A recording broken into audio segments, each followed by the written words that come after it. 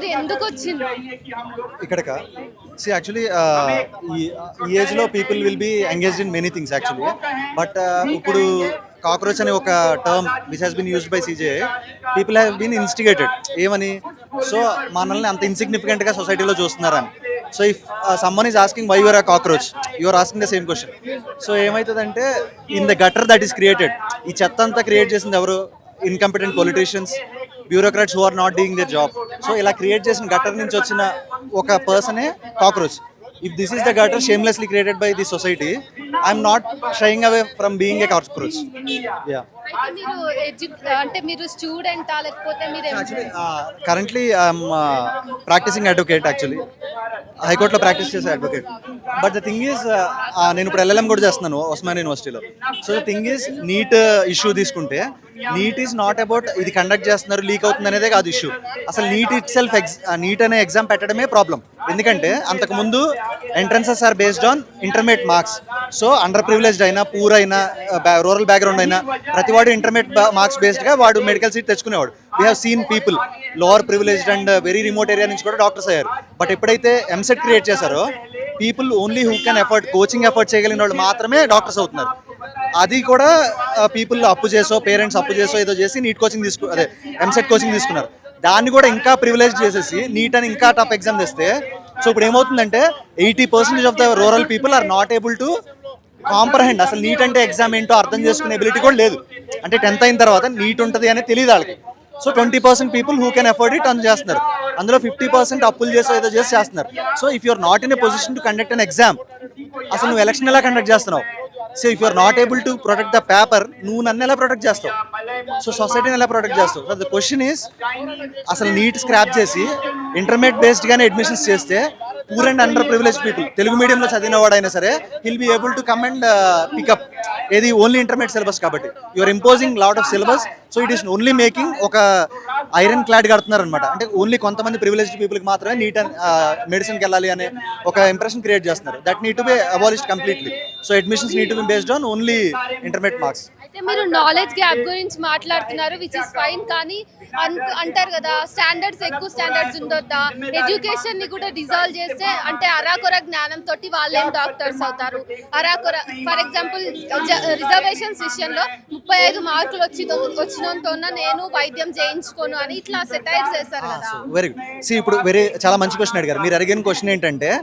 ఎవరైతే తక్కువ మార్కులు వస్తున్నాయో వాళ్ళకు కూడా వచ్చేస్తుంది కదా అందుకే ఎగ్జామ్ టఫ్ చేస్తున్నారని మీ ఇష్యూ నేనేమంటానంటే ఇండియాలో ఉన్న మెడికల్ సీట్సే ఒక 50,000 అనుకోండి 50,000 మెడికల్ సీట్స్ ఉన్నాయి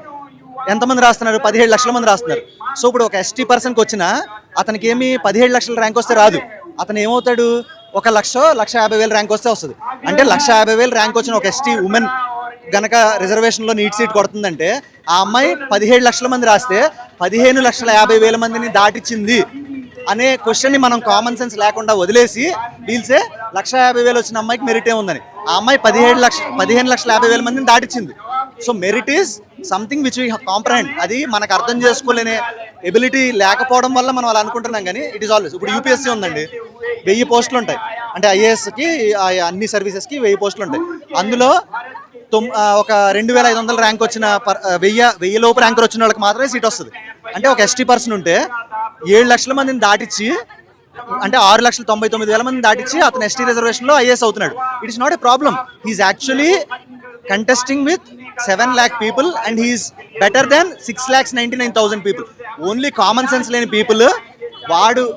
చేయలేక హిల్సే ఆ అమ్మాయికి రిజర్వేషన్ ఉంది ఉమెన్ కోటాలో వచ్చింది ఈ అబ్బాయికి రిజర్వేషన్ ఉంది ఇలా వచ్చాడు అంటారు so they don't understand the basics that's it what could be the reason ఎందుకు వీళ్ళు అర్థం చేసుకోలేకపోతున్నారు ఎందుకు రిజర్వేషన్స్ ఎప్పుడు తప్పుగానే పోర్ట్రే అవుతుంటాయి మన ఇండియన్ సొసైటీలో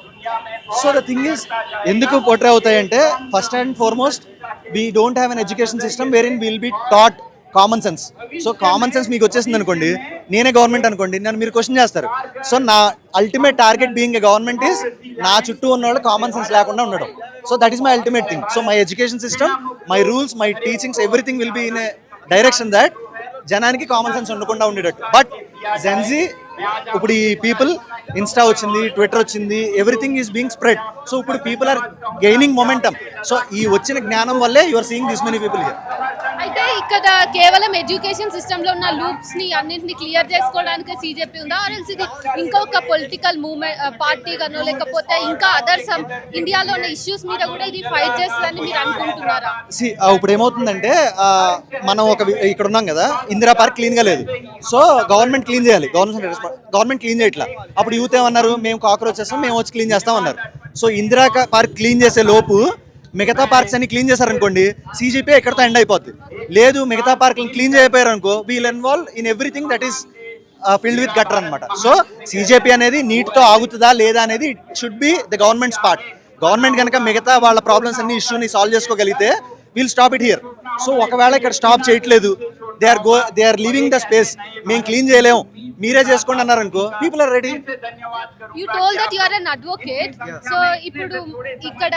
ఈ సీజేపీ అనేది డైవర్షన్ పాలిటిక్స్ లో భాగం. బీజేపీ అందరూ యూత్ ని సీజేపీలో ఇక్కడ ఎంగేజ్ చేసి సైడ్ నుంచి అదేవో కుట్రలు చేస్తోంది. సో సీజేపీ కూడా ఒక కుట్రలో భాగమే అని చెప్పేసి కూడా విమర్శలు వస్తున్నాయి. What do you say? So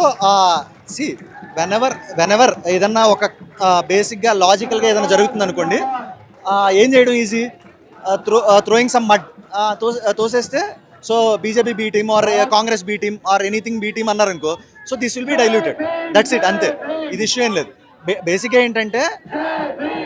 అన్నెసరీగా government ఒక స్కోప్ ఇచ్చింది పీపుల్కి. సో నేను ఇందాక అన్నట్టు, if they are ready to correct themselves, it will be stopped here. If it is not going, then people will take up. Yeah, my final question, RSS chief Mohan Bhagwat దీనికి positive గా respond అయ్యాడు. Let us support CJP అన్నాడు కదా, దీని వెనుక మనం దీన్ని ఎట్లా చూడొచ్చు మనం? See, fine, anyone who is in public life will have some responsibility కదా, ఆ రెస్పాన్సిబిలిటీ బట్టి ఆయన అని ఉండొచ్చు. But what or he real intentions అనేది మనకు తెలియదు. బట్ వాళ్ళ ఆర్గనైజేషన్లో ఆయన డైరెక్ట్గా ఆర్ఎస్ఎస్ తరపున ఒక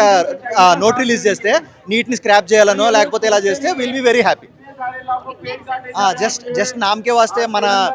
కళ్ళు తుడిచినట్టు కాకుండా, they need to make something which is